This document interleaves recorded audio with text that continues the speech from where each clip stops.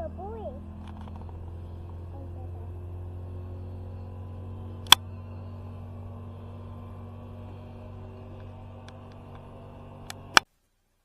folks, this is Jonas with you with Hank Camp Manor. I want to thank you all for following along with us. If you're new to the channel, we kind of try to post every Sunday, and you just kind of never know what you're going to see. Today we got a new one. We're in the shop today. We're doing a little bit of work. Bought this for my wife. This is a sewing box. I bought this for my wife 2 years ago or so. It's an older one. It's not in the greatest shape, but the other day, I'm going to turn it over here for you. The other day, 3 of the legs fell off. Our cat was jumping on it, and it just kind of collapsed over. So my plan for today is to kind of see what I can do to kind of make this usable again. She doesn't want the legs on it anymore, so we're going to take the legs off. We're going to look to see if there's something I can do to patch the spot here on the bottom where it's kind of pulled. Doesn't look like there's a stud in there anymore. The stud up here looks like it's been fixed at least once. This one here, there's nothing on this stud. So, first step, let's see if I can open this up and get this leg off.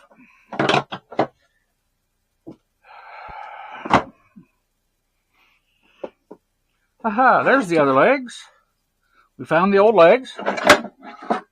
We kind of save things like this around here because honestly, I'm a man, and you just really never know what you're going to run into, what you're going to need. We might repurpose those legs into something else, or find a new way to mount them.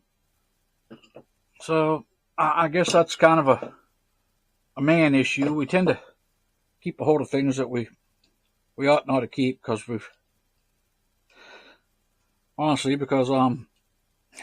they've run their course into usability. Pick you up and show you down in here, if you can see. I just can't really see down there. Yeah, there it is, I think.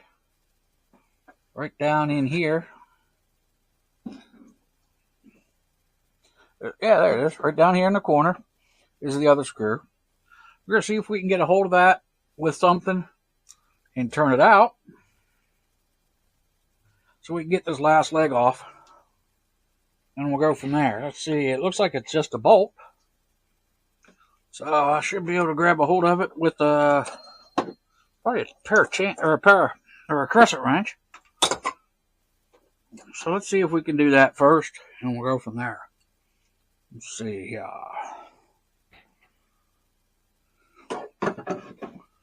Kind of tough. I get the tool in my hand down in there, and all of a sudden we're out of space.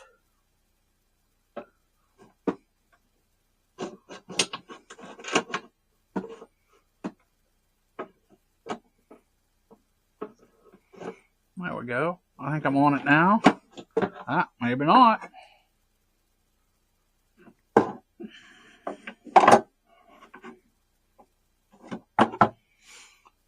Things like this are never really easy. Again, this is an antique sewing box, so the wife and I aren't really sure how old it is. We didn't pay a lot for it. We picked it up at a peddler's mall in Frankfurt.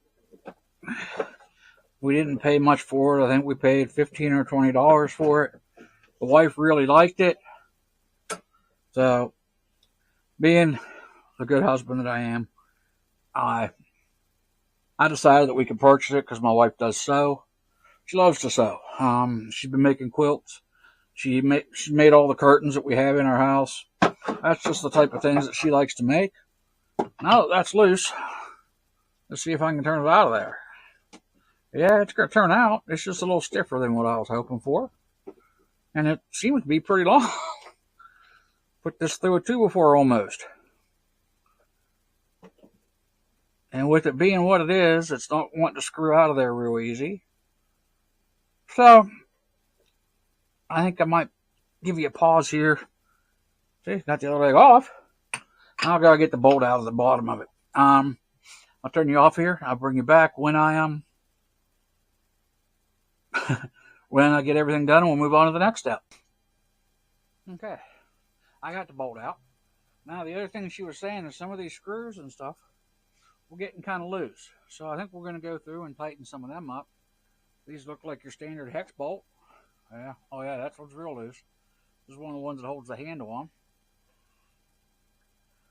I doubt they're metric, but let's see. Well, it's not a 9mm. Let's see if it's an 8mm. Yeah, it looks like 8mm is going to work.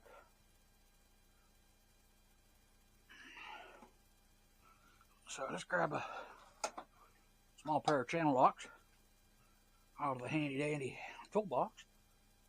Use that to hold the nut on the inside. Keep it from turning. And we'll just give this a couple turns. I don't want to tighten this up too much because this wood is kind of dry. And it'd be real easy to crack this. And I really don't want to do this because, again, I bought this for the wife. I bought her a sewing machine that she's been using, and it's basically a Christmas present. But she's been using it. And she likes it. I actually like it.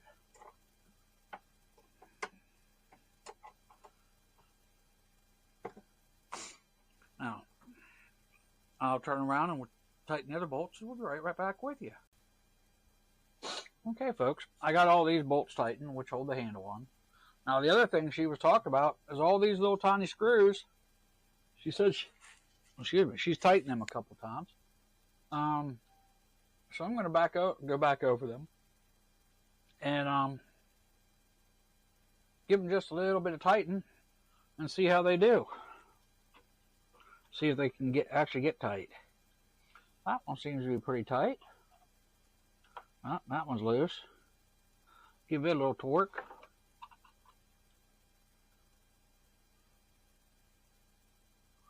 Oh yeah, they're tightening up pretty good. I don't know if they'll stay tight or not. If they don't stay tight, I'll come up with something to help hold them in place. Now, honestly, when I'm using a screwdriver, I like to use my impact wrench, my impact driver.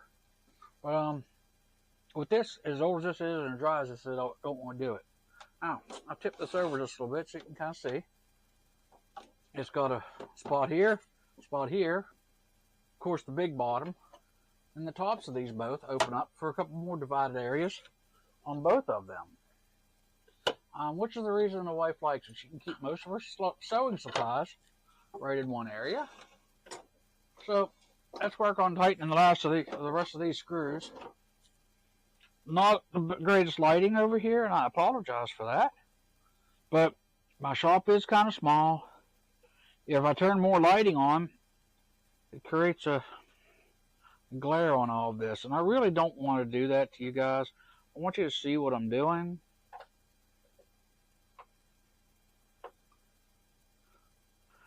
Again, I like you guys to not necessarily have one of these yourself and have to do it, what I'm doing. But it's one of them things, because this is an antique, I want you guys to basically just be careful with taking your time doing these things. Okay, and they're little tiny screw or nails. We'll get back to them in a minute. Let's turn this around and let's get the screws on this side.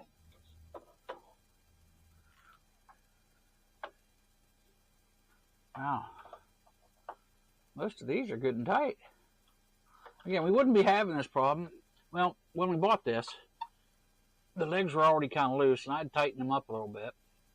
But over time, with our cat jumping on it to get in and out of our front window, and then laying on it and scratching and licking and cleaning herself, she kind of shakes it around a lot, which causes the legs to break. Which again, it's an antique. It's old. We didn't pay much for it. It wasn't like it was a family heirloom. But again, the wife loves it, and we're trying to do what we can to keep it together and keep it usable for a couple more years. Hopefully, when the wife gets to where she can't sew and do those types of things anymore, hopefully one of the daughters would like it. Doesn't matter which one, as long as it's one of them. Now, I opened the lid there a minute ago, and these lids are tacked on. You can't really get a big hammer in there. So let me go get a tool hanging over here. It's a little tiny flat punch. There it is. Just a little tiny flat punch.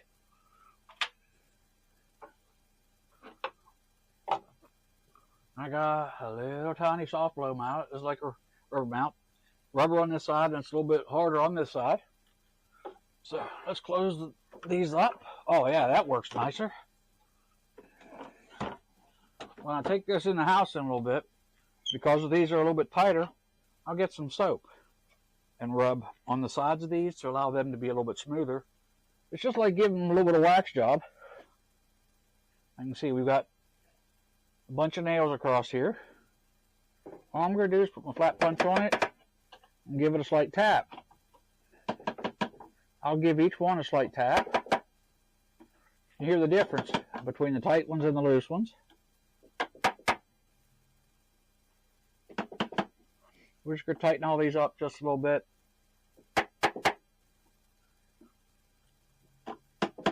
Again, just to make them last a little bit longer. Now, if these were falling out, I would pull these little tacks out and replace them with some that are a little bit bigger. I'm not a furniture restorer. I'm not the greatest woodworker, but my father did teach me the basics years ago, and I'm trying to follow in his path to be able to keep our stuff going. In, I guess it was 2021, my wife had an antique chair that needed reupholstered, and I reupholstered it for her, and it became, it was nice to sit in for our daughter's first year and a half, 2 years of her life. Year and a half. That's what my wife sat in when she was breastfeeding her baby, and she loved it. It was comfortable. It was a high back with wings, and she just loved that chair. The problem we had, though, was we got flooded in July of 2022, and we lost it. So all those nails are good and tight now. The sides open good. They open real good for her. I'll take it in the house and I'll give it a good wipe down for her. Put a little either wax. I think we've got some beeswax in there. Put a little wax around these so they slide nice and smooth. Again, if I don't have the wax, I'll just take a little bit of soap, a little soapy water, and rub it on just a little bit. And that should help these stay smooth and stay usable so she doesn't knock it over. Now, one of the things she asked me to do was to see about putting the bottom on it.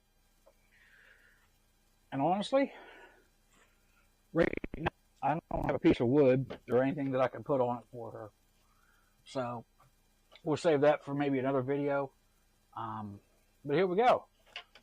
This was, I think, 1920s is what we found out when we were doing the research on it. The 1920s sewing blocks. Back in the day, almost every house had one of these. They kept all their thread, their patch material, their scrap material. They kept a lot of this in their needles, their thread, everything. Their thimbles, their needles, everything. They kept that in these. And 95% of the time, it sat next to the chair. Now they've used these for knitting and crocheting. Again, it's a good place to keep your supplies. And what's the other one? Cross stitch. That's what it is. They kept all their supplies in this, and it sat next to their chairs, their rocking chairs, or whatever they were using to stay comfortable with.